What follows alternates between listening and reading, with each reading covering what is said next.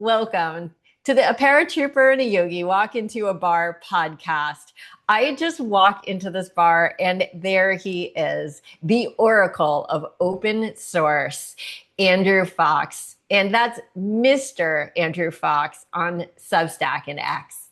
Yeah, it's good old Shana Meyerson here every week without fail, drinking her water. Uh, Got to stay hydrated. yeah, and she is the host of the Yoga of War podcast here on YouTube. So we're going to talk, as always, about things that are going on in the Middle East. And Shana, it's your turn this week. So what have you got to discuss? Yeah, I'm going to go ahead and talk about something that's probably not top of mind for most people, but sometimes it's the stuff that's not top of mind that really needs to be brought to the surface. And today I'm going to be talking about Germany. As some people, or probably most people, have heard, because the press loves to play up any sort of discontent between Israel and anyone.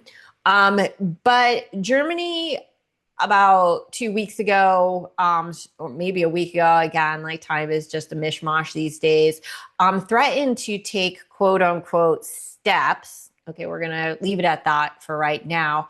If the humanitarian situation doesn't improve in Gaza. Now, I'm saying humanitarian situation because most of the reports say it's actually not just the human aid, but also like the war effort. But if you look at all of the actual official reports, like governmental type reports, or from more, say, military periodicals, it is about the humanitarian situation. And of course, there's been a tremendous amount of outrage about what has been going on the last few weeks in particular, but some people will say the last few months since the aid was blocked off. Now, when they make these grand proclamations in public, of course, like I fully expect this from like antagonistic countries like Spain or now very much France, and list the countries, but didn't really expect this from Germany, and this is why this is news, right? Germany has really come out, I would say, as staunchly and strongly as America in support of Israel in this war. And if you were to actually keep Biden in the equation, I might say the Germans have been stronger in their support overall.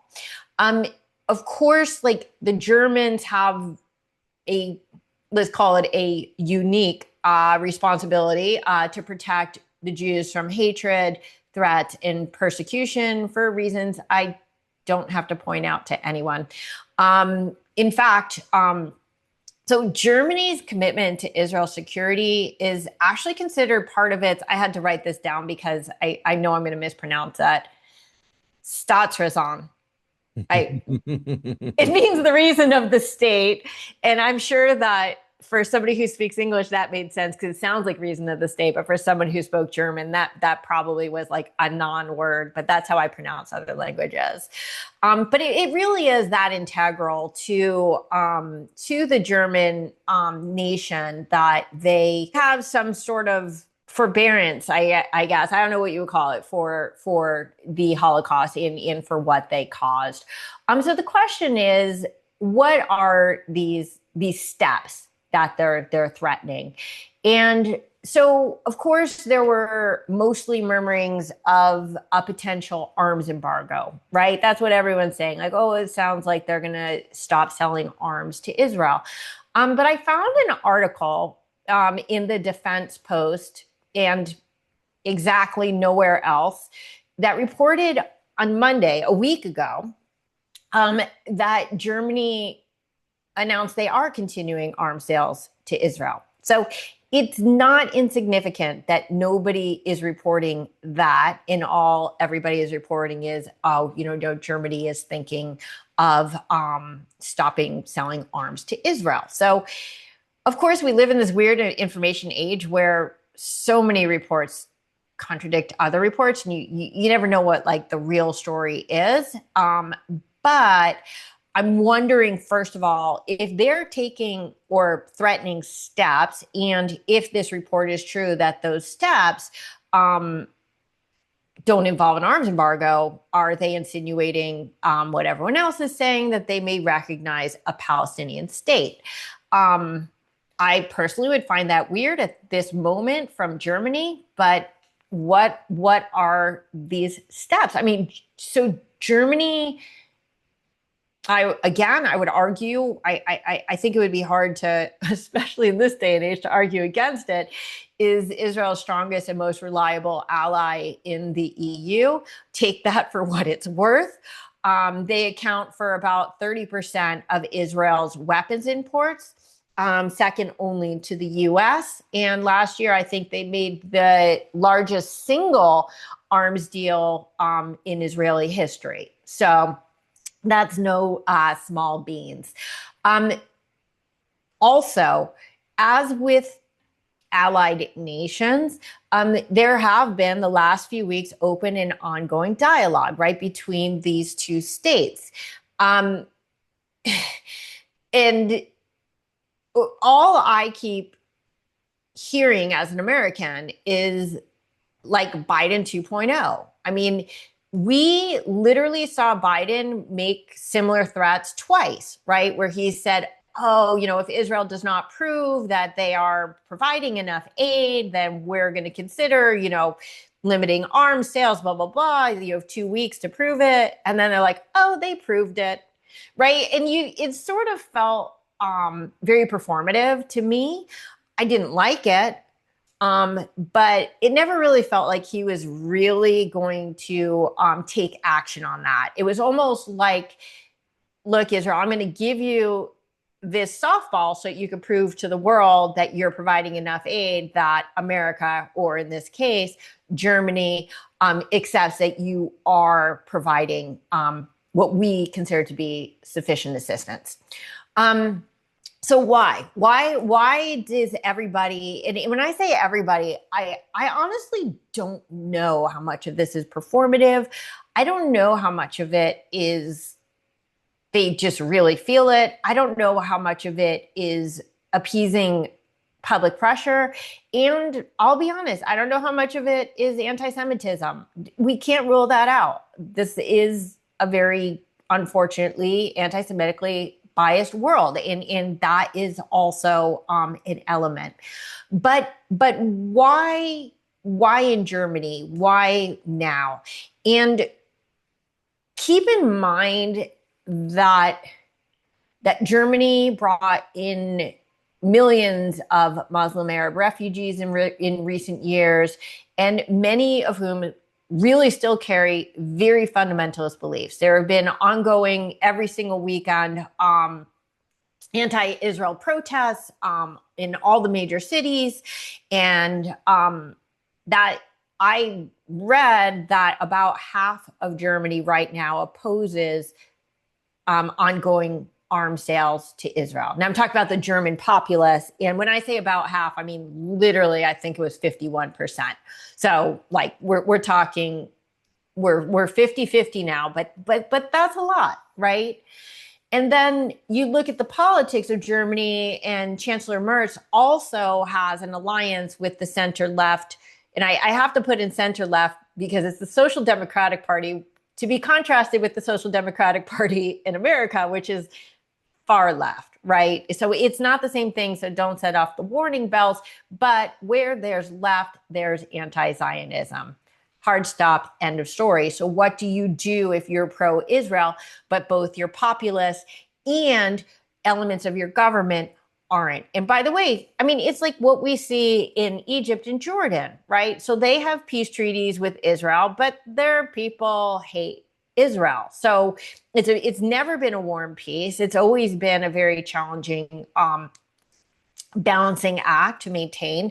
Now, I'm not saying that that's the same with Germany, but it is only to the extent that there's a lot of internal pressures for him to, whether he believes it or not, at least posture that he's having a problem, which is interesting when it's happening at exactly the same time when the aid is starting to be distributed again.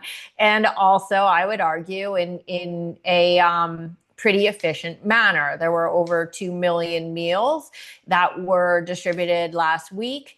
And I know you're going to get into some of the thornier aspects of that, but the timing is weird.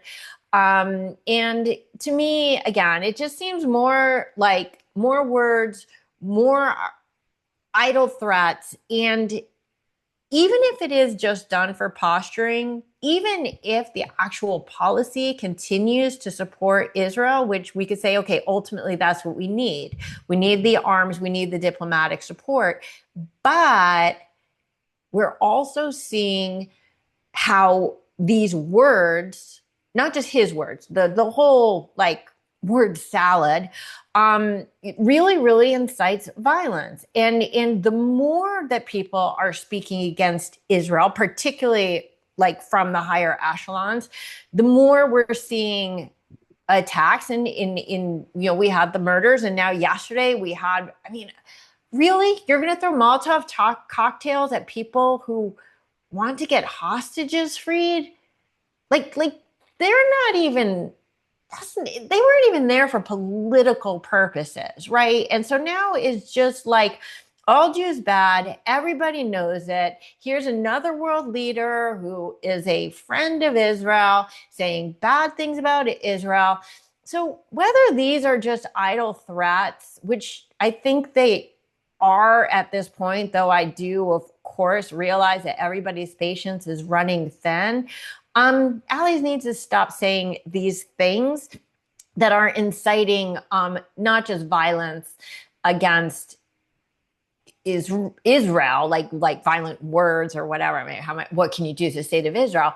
But really contributing to the rising anti-Semitism that's plaguing the world today. So it just, I guess,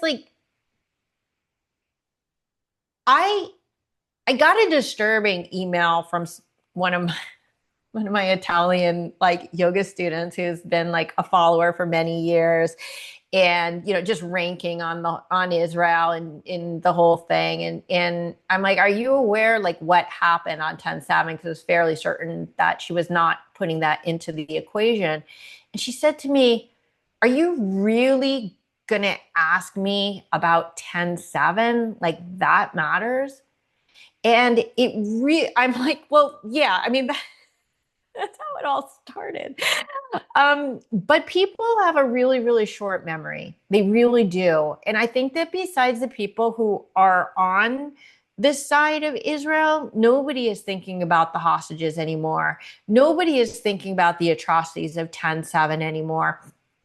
But when it comes to Germany, ultimately, I think the Germans have a longer historical memory than most because they have to.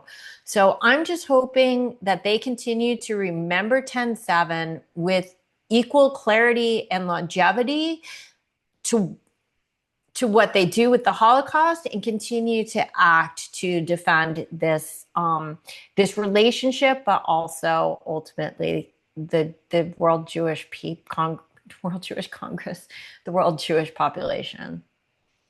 Yeah, and I think what it boils down to is that Israel is fighting this war with bombs and bullets, and Hamas is fighting this war with words and pictures. And where Israel has turned Gaza to rubble, Hamas has turned Israel's reputation on the international stage to rubble. And there's two kind of wars happening, almost missing each other.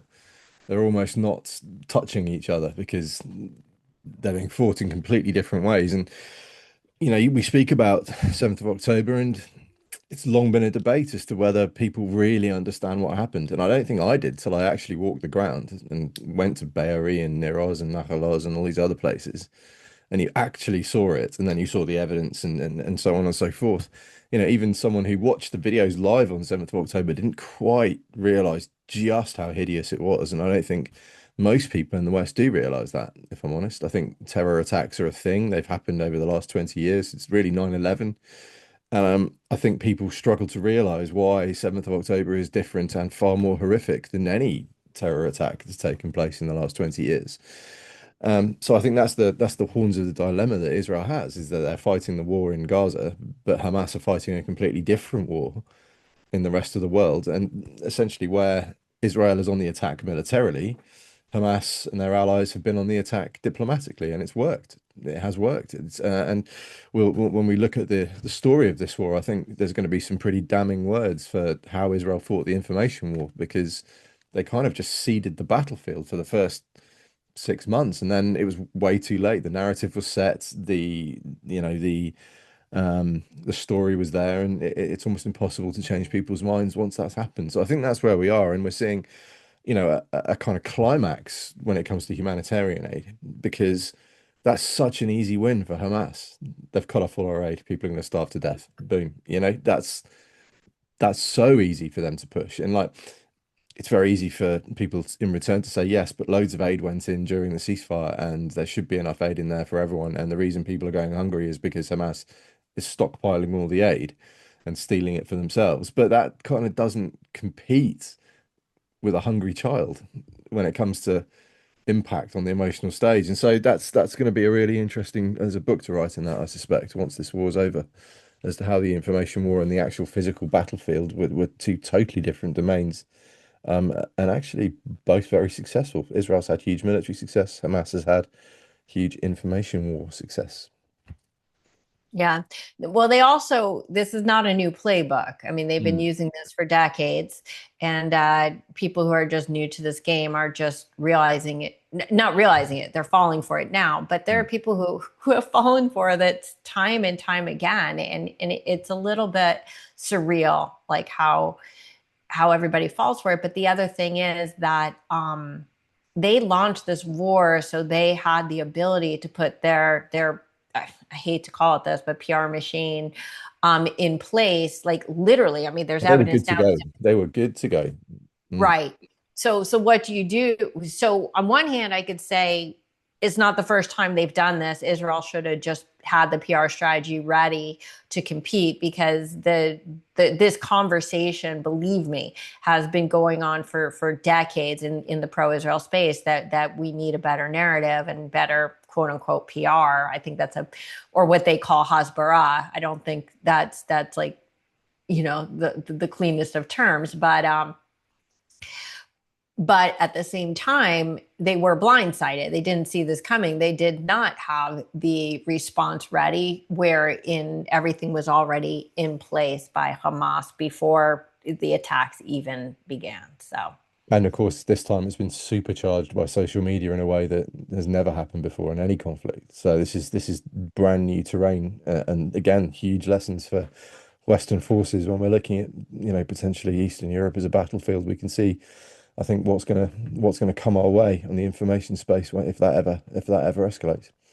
it's also supercharged in the post George Floyd era of intersectionality, Mm. where, I hate to talk about this because everybody does, it just gets a little old, but the oppressed oppressor paradigm that people have become so obsessed with, that if you are brown, you could do no wrong, and if you're white, you could do no right. And so it really, It's it one of the again, reasons.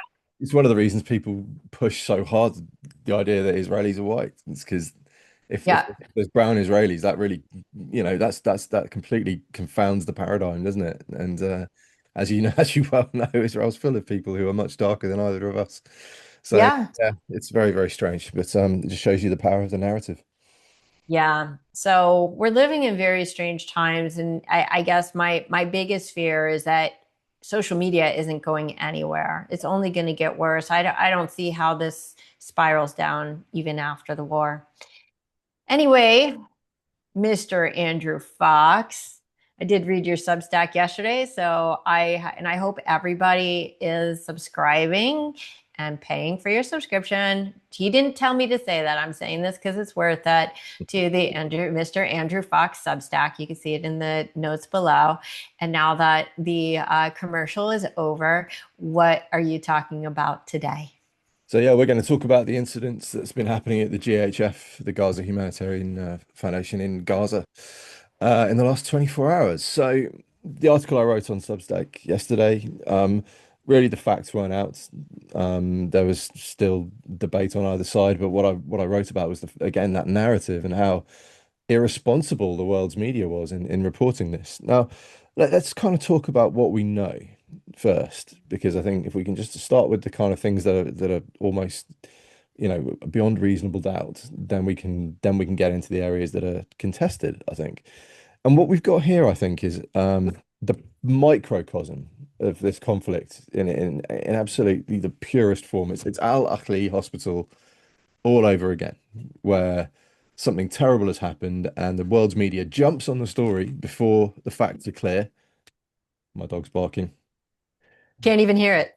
You've got a great noise cancellation microphone. We should put in an ad for your microphone too. But yeah, before the facts are out, the media have jumped all over this and have condemned Israel on the world stage. And then as the facts start to emerge, it's not as clear cut as everyone's trying to make out. So let's take the BBC, our good old friends, the Beeb, who've had not the best war, if we're honest, with a bit of dry British understatement.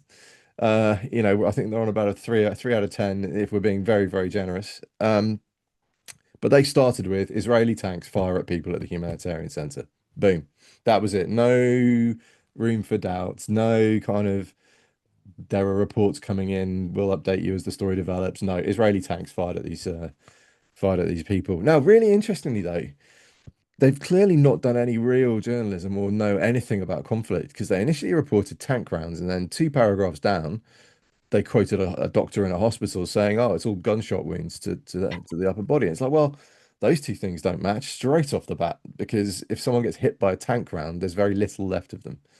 They're big old beasts, those main armaments on a Merkava. You're not going to be treating someone for a gunshot wound if they've been hit by tank shrapnel. Simple as that. So straight away, you've got this disconnect. The next headline was, "Oh, the Hamas-run Ministry of Health say this," and then three paragraphs down, and Israel denies it. So progress of the kind, but it's still very much the tone was condemning Israel, and the jury had sat and had delivered their verdict, and the guilt was implied. And then eventually we've got to this point where 31 people dead, and I think might have said 28 in some articles. There's doubt over that. Now, looking at Palestinian Telegram groups, let's look at what they were saying, because those things are a hive of disinformation and information and warfare, because there's clearly Israeli operatives on those groups that drop stuff in and you're like, I can see that a mile off. Mm. And ditto Hamas, they do exactly the same thing. And there was this lengthy eyewitness account of someone who said that snipers and rifle squads and tanks were all firing, and there was an Apache and there were drones dropping grenades, and it's like, yeah, that does not seem realistic. And look, the Israelis released the imagery of that exact time at that exact center, and it's silence. There's nothing happening. And GHF themselves have released a statement saying that nothing happened. So how on earth do we bridge these two gaps? Because there are people in hospital who have been shot. We know that. We've seen the video of Hamas gunmen running around shooting at the aid centers. So we know that Hamas have been up to kind of nefarious deeds. So unless someone actually shows some evidence that this was Israel doing it, the reporting we've seen over the last 48 hours is criminal, like absolutely negligent. And, I said in the article yesterday, there may be a smoking gun that may come out that actually Israel did do something terrible. But there's nothing supporting that right now. And there's an awful lot of stuff supporting the idea that Hamas might have done the deed themselves. And actually, logically, if you think about where the incentives here lie, the single stupidest thing Israel could do would be to open fire on those humanitarian centers. They're the one thing that's really hurting Hamas. It's probably the biggest blow Hamas have suffered in the entire conflict, is having their ability to control Gaza's population and sustain themselves through the UN delivered aid. That is the single biggest blow. To jeopardize that and drive Gazans back into Hamas's hands would be absolute lunacy. I mean, you can never discount the fact that sometimes soldiers do stupid stuff, and they may have got sucked into opening fire, or they may have been drawn into opening fire by a clever ruse. But it would still be monumentally daft thing to do, and you'd hope there's a commander on the ground that can grip this stuff. But then the flip side of that, if you're Hamas and your aid has been taken away, and you're now struggling to pay your soldiers. You're struggling to feed yourselves and keep yourselves going.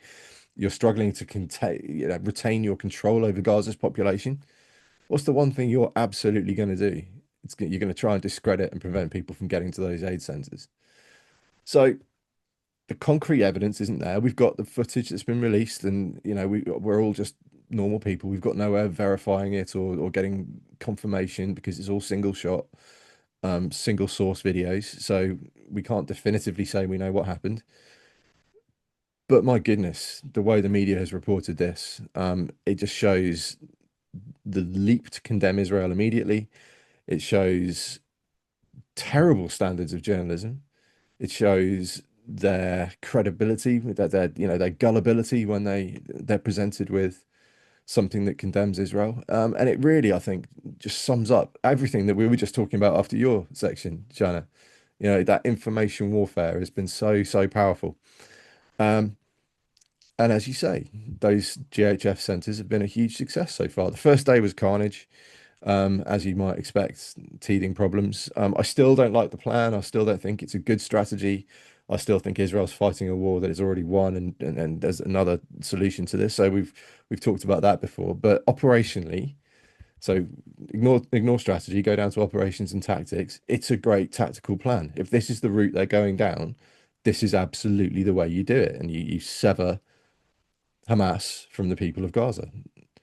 Now, whether you can sever them conceptually further down the line is a very different matter. Whether you can bring them round to wanting to peacefully cohabit with Israel on its borders, then that might take a little bit more time. But to physically sever Gaza's people from Hamas is the correct answer. And so that they're following a tactical and operational plan that makes a lot of sense, even if, as we see with Germany condemning them strategically, it's not perhaps as compelling a case. But there we are.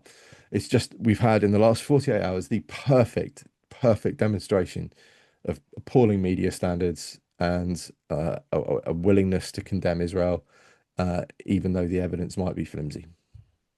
Yeah, it's amazing. I think, especially for people who don't follow this on any level except for headlines, to really understand that ultimately, for all the warfare, it's going to be aid. It's going to be humanitarian aid that wins this war, right? So not only by separating the population from Hamas, not only by separating their dependency on Hamas, but also by cutting the aid off of Hamas, which has been their lifeline, right? Because they've been stealing it, they've been using the proceeds to fund their terror, and so this is like, I can't even line up enough wins. Like, forget about win-win. This is like win-win-win-win-win, right? But so of course, Hamas is going to fight tooth and nail against this, but it's very telling that the UN is also fighting with them. You would think, as you mentioned last week, that they would do anything possible to get aid to their people. But another thing that I want to point out is that if you look at the footage that people have been releasing of the attacks, one thing that you might notice is that the people who were shot were carrying white bags, which are actually UN bags. They say UNRWA on them. How is GHF distributing food? In brown boxes? Like, there's nothing about a white bag that even could pretend to look like a brown box. So it's obvious that the aid that they're carrying, unless they took their aid from the UN and carried it miles to go get their brown boxes, and then they're going to carry the bags in the boxes, which makes no sense. But there's also been actual footage of masked Hamas shooters. Now, this is nothing new. This is an extension of the human shield strategy that they've used in a million different ways. And, so once again, they're either putting the people in the line of fire or keeping them from that which will save them. So either way, their goal is to, is to worsen the narrative and to punish their own people, because that's how they win. Also, there was an actual IDF directive not to fire, even if there is a apparently there was a small convoy of terrorists that actually did make it through, and they were told not to shoot. So this is actually what they've been told. But I do want to say, um, in the report that you say, in then like later on, whatever, 4 paragraphs down, they bury Israel denies it. It's even the way that they word it. It's not like Israel says or according to Israeli governmental sources or IDF sources, no shots were fired and extreme precautions were taken. When you say deny it, that's Yeah. like a very implied distrust, right? Like, oh, the murderer was arrested at the scene, but he denies that he's guilty, right? So they could put it in, but it's a very backhanded statement. And even if it's buried, it's still very intended to be incriminating or to raise eyebrows. The other thing is that, like, I was sort of laughing when you're like, there was tank fire and grenades and bullets and all the things. And there were, what, tens of thousands of people, and 31 people died. Forget what you said about like the tank fire. Of course, like nobody's going to withstand tank fire. But this reminds me of the photos that were posted. I can't remember I think it was the New York Times, it might have been the Wall Street Journal, of the babies with the bullets in their skulls. And there were these perfectly intact skulls. They were supposed to be like x-rays or something. And then like just like a bullet just like sitting like right, like it looked like something I would have photoshopped in first grade. Um, but I got in you real trouble with Owen Jones for taking the mickey out of that. Owen Jones got very, very upset with me. He said I should be driven from society. It was brilliant. uh, I've got it framed at home. It's awesome. do you? Yeah. So, I mean, you used the word gullibility. And I see it as complicity. If people can't be that stupid, I mean, maybe they can. Maybe people can be that stupid, but I want to hope that they're not. Well, BBC, as we speak, are doing a BBC Verify on it, so that's good. Well, that'll get to the bottom of the matter with fairness and impartiality. Some of the academics BBC Verify use are horrendous, absolutely horrendous. So I wait with bated breath to see what the BBC come out with when they verify what's happened in Gaza. It's so pompous, isn't it? So pompous. Oh, we're the truth, we'll tell you. It's like, well, you should have done that in the first place, shouldn't you? Then you wouldn't have to backtrack. But yeah, But there you go. that's deliberate because you can't unsay anything. Okay, like most people think that the Al Asi, is that what it's called, Oh, Ashley, hospital? Ashley, Yeah, yeah. most people on earth still believe that happened. So retractions in media never mean anything. They've never meant anything. Even when I was a kid and we used to read the newspaper, it was like at the bottom corner of the second page with like a little tiny thing like correction. Nobody read it. Nobody cared. And it just sort of, so it doesn't matter. Their point, and I don't know if it's just the trigger happy, no pun intended, like we need to be the first to the story. We got a story, let's put it out. Of course, there's something like that in the information age where a news cycle instead of 24 hours is 1 second. Um, but we do have to have some level of journalistic standards. And let me just add, actually, Israel verifies everything before they talk about anything. And so when it comes to this 1 second news cycle, they could be days behind, right? They don't even make statements until they understand the facts. There were 5 hours yesterday, and let's just be clear that they do get it wrong occasionally, as we saw with the Sure. Palestinian Red Cross incident. So these things do happen, but it is incredibly challenging for a democratic country to get things correct when the Hamas can say whatever they want immediately, and it just, there's no accountability. They've done it time and time again, and yet they're still the first ones that the BBC quote on their website. Yeah. Well, again, I see it as complacency. Complacency. I'm having some trouble with words this morning. I see it as complicity. Maybe some complacency also. Let's just mash that up with the way things are because they are winning this war of words. They are indeed.